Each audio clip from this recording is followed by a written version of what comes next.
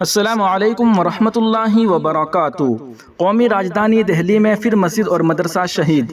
ناظرین و سامعین، اس اہم رپورٹ کو آپ سن اور دیکھ رہے ہیں محسن اسلام یوٹیوب چینل پر۔ تمام تازہ ترین اپڈیٹ حاصل کرنے کے لیے ابھی اس چینل کو سبسکرائب ضرور کر لیجیے گا۔ دہلی ڈیولپمنٹ اتھارٹی نے سرائے کالے خان میں 50 سالہ قدیم مسجد فیضیاب کو بلڈوزر سے زمین دوز کر دیا۔ قومی راجدھانی دہلی میں مختلف حیلے اور بہانوں سے مساجد مدارس کو شہید کیے جانے کا سلسلہ ہنوز جاری ہے۔ ڈی ڈی اے نے سنیچر کو صبح سرائے کالے خان نظام الدین میں ایک اہم مقام پر واقع مسجد اور فیضیاب پر بلڈوزر چلا کر اسے شہید کر دیا۔ یہ مسجد 1125 مربع گز میں تعمیر کی گئی تھی اور یہ تقریباً 50 سال سے زائد قدیم تھی۔ مسجد کے متولی دین محمد نے نمائندہ انقلاب کو بتایا کہ انہوں نے اس انہدام کے خلاف دہلی ہائی کورٹ کا دروازہ کھٹکھٹایا تھا، تاہم مناسب قانونی چارجوئی کے فقدان میں ہائی کورٹ نے مسجد کے لیے متبادل زمین فراہم کرنے کا حکم دے کر مسجد کو شہید کرنے کی اجازت دے دی۔ انہوں نے سخت برہمی کا اظہار کرتے ہوئے کہا کہ یہ مسجد 1972 میں ان کے دادا مرحوم نے اپنی پشتینی جگہ پر تعمیر کرائی تھی اور پھر اس کو وقف بورڈ میں رجسٹر کرایا تھا، تاہم انہیں کہیں سے کوئی مدد نہیں ملی۔ انہیں یہ بھی پتہ نہیں ہے کہ مسجد کے لیے انہیں متبادل جگہ کہاں دی جائے گی۔ دین محمد نے مزید بتایا کہ D D a high court میں یہ بتانے میں بھی ناکام رہی ہے کہ اس نے کس مقصد کے لیے یہ زمین چاہیے۔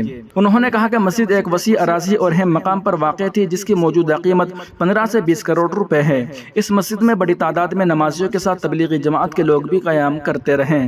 انہوں نے ہائی کورٹ میں ڈی ڈی اے سے کئی بار استفسار کیا کہ آخرکار اسے مسجد کی جگہ ہی کیوں چاہیے اور اس کا مقصد کیا ہے، تاہم ڈی ڈی اے نے اس پر کوئی جواب نہیں دیا۔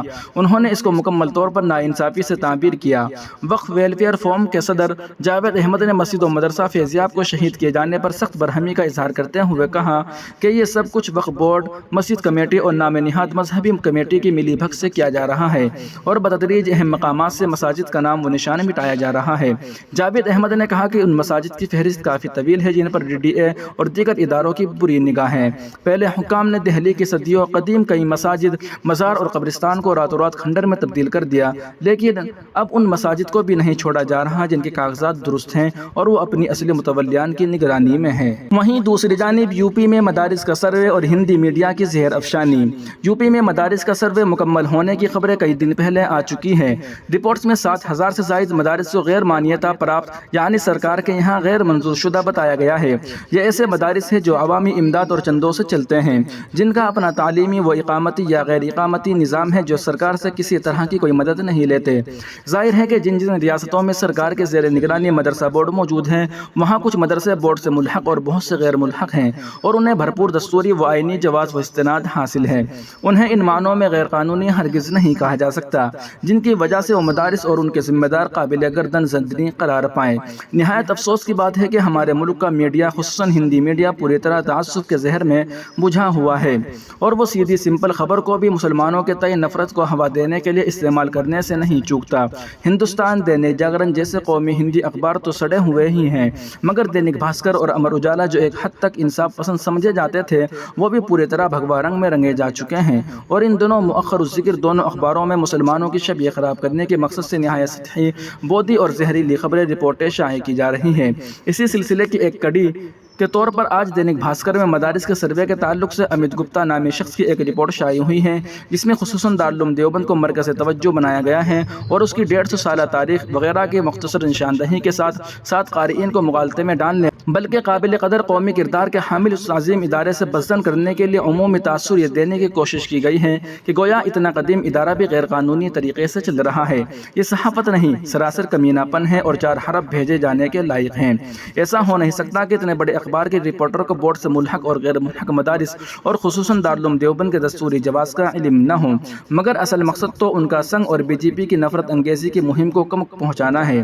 سو سبھی اپنا اپنا حصہ ڈال رہے ہیں۔ حالانکہ یوگی سرکار خود مدارس کے سروے پر کئی بار کہہ چکی ہے کہ اس سروے کا مقصد مدارس کا محض ڈیٹا جمع کرنا ہے، کتنے سرکار سے منظور شدہ ہیں اور کتنے آزادانہ طور پر چل رہے ہیں، مگر نیشنل میڈیا مہینوں سے اس معاملے کو اس طرح پیش کر رہا ہے گویا مدارس غیر قانونی سرگرمیوں کی آماجگاہ ہے اور وہاں ملک کے لیے خطرناک سرگرمیاں انجام دی جا رہی ہیں۔ یہ فی الواقع ہندوستانی صحافت کی موت کا زمانہ ہے۔ بڑے بڑے اور کہنہ مشق صحافی اپنے ضمیر و ذہن کا سودا کر چکے ہیں اور ان کا واحد متمتع نظر مسلمانوں کو بدنام کرنا اور ان کے تئیں رائے عامہ کو گمراہ کرنا رہ گیا ہے۔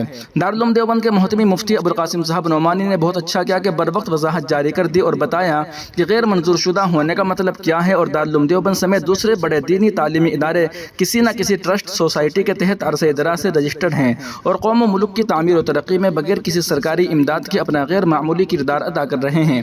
ہمیں معلوم ہے کہ یہ بدبودار ہندی میڈیا اس وضاحت کو اس جوش و خروش سے شائع نہیں کرے گا جس کا مظاہرہ وہ نفرت انگیز خبروں کی اشاعت میں کرتا ہے، اس لیے ہمیں خود اس ذمہ داری کو ادا کرنا چاہیے اور بھاسکر کی بکواس کو عام کرنے اور لوگوں میں کنفیوژن پھیلانے کا سبب بننے کے بجائے مفتی صاحب کے بیان کو مختلف زبانوں میں عام کرنا چاہیے۔ یہ ہندوستانی مسلمانوں کا بہت بڑا المیہ ہے کہ اس وقت ان کا مقابلہ تمام تر ہتھیاروں سے لیس اور ہمہ وقت آمادہ پیکار فرقہ پرست طاقتوں سے تو ہے ہی، مگر کئی معنوں میں اس سے بھی شدید مقابلہ ان کا جمہوریت کا چوتھا ستون کہے جانے والے قومی میڈیا سے ہے، جو اپنے تمام تر دجالی کیل کانٹے سے لیس ہو کر ٹی وی چینلوں، سوشل میڈیا پلیٹ فارمز اور سینکڑوں مطبوعہ اخبارات کے ذریعے ہر لمحہ انہیں زیر کرنے، نیچا دکھانے اور نگوسار کرنے کے درپے ہیں۔ ہم ان کا اجتماعی مقابلہ تو اس وقت کرنے کی پوزیشن میں ہیں ہی نہیں کہ من حیث المجموع ہماری صفحے شگاف در شگاف کے لا علاج مرض سے دوچار ہیں، لہٰذا اگر باشعور لوگوں کو وقت کی سفاکی کا احساس ہے تو کم سے کم انفرادی طور پر ہی وہ کچھ کرنے کی کوشش کرے جو ہمارے بس میں ہے۔ وہیں دوسری جانب جمعیت علماء ہند کے صدر مولانا محمود مدنی نے کہا کہ بے رحم لوگوں کے مکانات توڑنے سے ملک کی بدنامی ہوتی ہے۔ ہلدوانی میں رہنے والے لوگ بھی انسان ہیں، عدالت بے رحم نہیں ہو سکتی، سپریم کورٹ۔ ہلدوانی میں ریلوے کالونی کے 50,000 لوگوں کو راحت دیتے ہوئے سپریم کورٹ نے اتراکھنڈ کی ریاستی حکومت کو ہدایت دی ہے کہ ریلوے اسٹیشن کے لیے زمین محفوظ کرنے سے قبل وہاں رہنے والوں کی باز آبادکاری کا انتظام کیا جائے۔ عدالت نے کہا کہ جو لوگ یہاں رہ رہے ہیں ان کے پاس بھی ملکیت کے دعوے کے لیے دستاویزات موجود ہیں۔ جسٹس سوریہ کانت نے کہا کہ آئیے مان لیتے ہیں کہ وہ تجاوزات کرنے والے ہیں، پھر بھی سوال یہ ہے کہ یہ سب انسان ہیں جو کئی دہائیوں سے پختہ مکانات میں رہ رہے ہیں۔ جسٹس کانت نے صاف صاف کہا کہ عدالتیں بے رحم نہیں ہو سکتی، لیکن ساتھ ہی تجاوزات کی اجازت بھی نہیں دی جا سکتی۔ واضح ہو کہ 5 جنوری 2023 کو سپریم کورٹ نے جمعیت علماء ہند و دیگر تنظیموں کی عرضی پر انہدامی کارروائی پر اسٹے دے دیا تھا۔ اس معاملے میں صدر جمعیت علماء ہند مولانا محمود مدنی کی ہدایت پر متاثرہ علاقے کے رہائشی عمران و دیگر متاثرین کی طرف سے سینئر ایڈوکیٹ رؤوف رحیم اور ایڈوکیٹ آن ریکارڈ منصور علی پیش ہوئے۔ دفتر جمعیت علماء ہند سے قانونی مشاورت کی ذمہ داری ایڈوکیٹ نیاز احمد فاروقی نے ادا کی۔ اس درمیان ناظم عمومی جمعیت علماء ہند مولانا حکیم الدین قاسمی کی سربراہی میں جمعیت علماء ہند کے وفد نے متعدد بار ریلوے کالونی کے لوگوں سے ملاقات بھی کی۔ 24 جولائی کو ایڈیشنل سالیسیٹر جنرل ایشوریا بھٹی نے عدالت کو مطلع کیا کہ قابضین کے خلاف پبلک پریمیسز ایکٹ 1971 کے تحت کارروائی بھی زیر التوا ہے۔ جسٹس کانت نے کہا کہ حقیقت یہ ہے کہ لوگ وہاں 5 دہائیوں سے رہ رہے ہیں، آپ اتنے سالوں سے کیا کر رہے تھے؟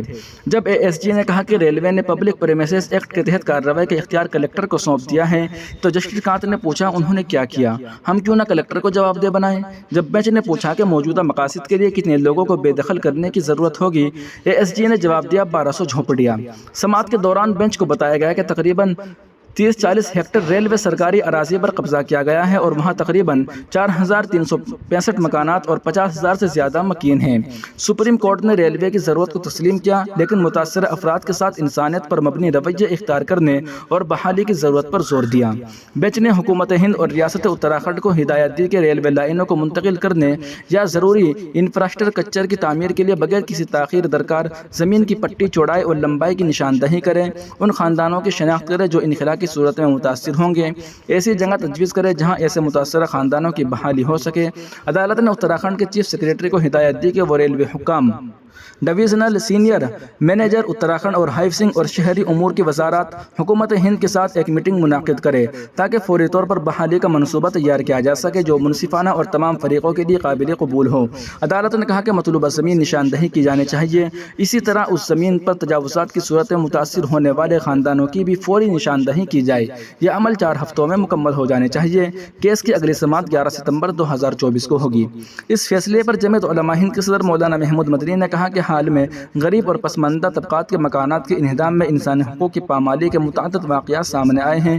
سپریم کورٹ نے اس معاملے میں انسانی پہلو کو سامنے لا کر ایسی حکومتوں کو آئینہ دکھلایا ہے جو مکانات کے توڑتے وقت جبر و تشدد اور بے رحمی کا مظاہرہ کرتے ہیں۔